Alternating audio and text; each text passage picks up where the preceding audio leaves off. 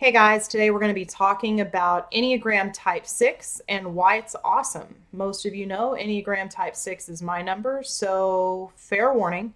I'm basically just about to do a video where I brag about myself, and if you're a 6, you can identify with it, and if not, then, deal with it. I'm going to give the same introduction here that I've been giving to my other videos, which is to say, I really want to do this series because the Enneagram as a tool tends to focus more on the things that we do wrong. It focuses on why we suck as human beings, basically. And there's a reason for that. It's necessary for us to understand the worst parts of ourselves so that we can integrate and grow as people. And that's the goal of the Enneagram. It's unlike Myers Briggs in that respect. So I always tell people if you want to know why you're awesome, use Myers Briggs. And if you want to know why you suck, use the Enneagram. I recommend using both, by the way. But again, because the different personality styles in the Enneagram are always painted in somewhat of a bad light for the purpose of recognizing the worst so that they can become the best, I just want to focus on why you're awesome. I've been doing it for all the numbers, and today we're going to do 6, or me, because I'm awesome. So, first thing I want to say about 6 is that I think is valuable to the world is how absolutely loyal we are. We can look a lot like 2s in this respect. 6s are the people that they're going to go down with the ship. If they said they're going to be there, and if they have made the choice to commit themselves to something, a person, a corporation, a belief system, a lifestyle, whatever it is, they're going to stay. It takes so fucking much to force a 6 out of a situation. If a 6 is abandoning something and saying, I can't do this anymore, listen to me, it's bad, okay? Statistically, the 2 Enneagram types that are most abused, or I should say, that wind up in abusive relationships are 2s and 6s for this exact reason. But it's a great thing to have if you have a 6 in your life. I'm serious. We're the most dedicated people. We especially enjoy rooting for the underdog, if you will, or we like looking for people that have been left out, or people that need help, or people that are down on their luck, people that are rejected by society in some way, or rejected by somebody else. We love to take the people that nobody else wants to take a chance on and kind of take them under our wing and love them and support them and stay by their side. We may not necessarily be able to save them.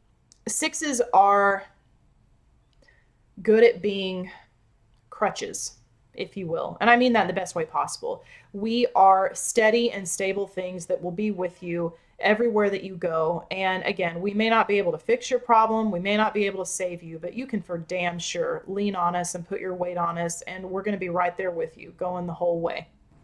Something else that I think is really cool about 6s, one of my favorite parts of me, is we can be very inspirational people. 6s are so timid, even if you can't tell on the outside. There's so much anxiety and fear that is underneath the surface 24 hours a day, 7 days a week. And so we often are living our lives with this veneer that we feel like we have to have so that other people can't see that we're absolutely shaking inside.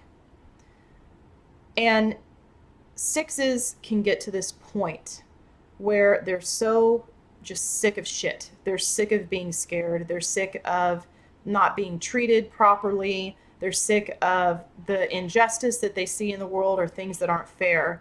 And again, when a 6 gets to that limit and they're done, it's amazing. I mean, it's like a switch. They go from being this very timid, passive, compliant, anxious person to being a very bold, outspoken, brave, courageous, immovable person.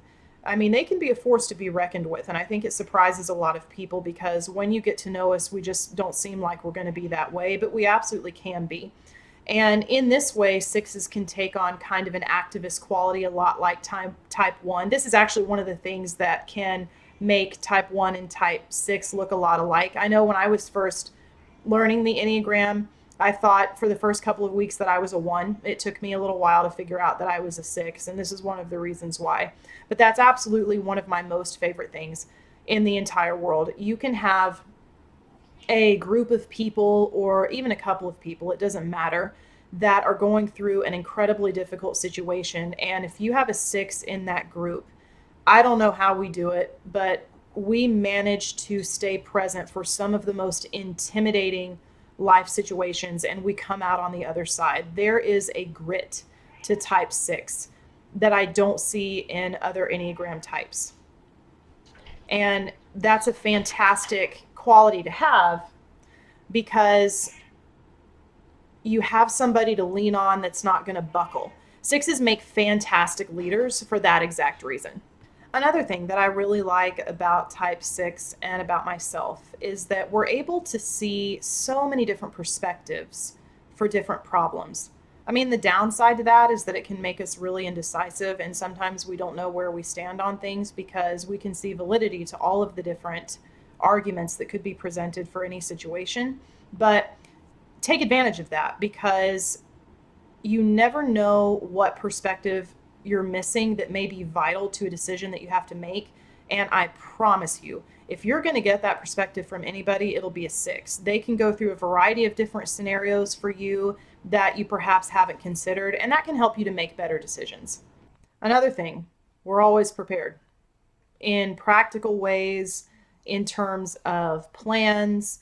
We have got things lined up when we think that we're about to suffer some sort of emotional loss. We're always prepared. I'll give you a tactile example. My friends and the people that know me really well always joke that my purse is the Mary Poppins bag, from the movie, how she pulls like a lamp out of there. They always joke because I've always got like some really fucking bizarre thing in there that it's kind of like, in what situation would we ever need this? But I've got it. I have so many weird shit in my purse and I don't take it out because I think, well, what if I'm in a situation where I need this? It would be important for me to have that. So my purse is this big giant satchel bag thing and it weighs, I'm serious, probably like 20 pounds, no exaggeration there whatsoever. And anyways, it's an example to say that we're always prepared. Another example for me, in my trunk in my car, I always have several cases of bottled water and several boxes of non-perishable food. And then I've got my little travel gas tank, and I've got some of those blankets that you can use that reflect light and keep in heat. Because my thought process was, what if I ever am someplace and I get stranded and I'm in the middle of nowhere and it's literally like no gas stations or nothing for miles upon miles. You never know. So you're going to need food and you're going to need water to drink. And what if I run out of gas? What if I get stuck someplace and I'm cold and, my car stops working and the heater doesn't work? I mean, I've thought it all through. I really have. So the trunk of my car is like a little survival kit all its own. And my friends make fun of me for that too. But if they're ever in the car with me and that stuff happens, they're going to be singing a different tune. That's all I have to say. So sixes are always really prepared. If you need a resource or you need help with something or you need advice on how to get through a problem or just something that you could use to help, ask a six. I promise you, they're going to have some idea of how to help yourself out of the situation. And if they can't give you at least that, they'll give you resources that you can go to find help that you need.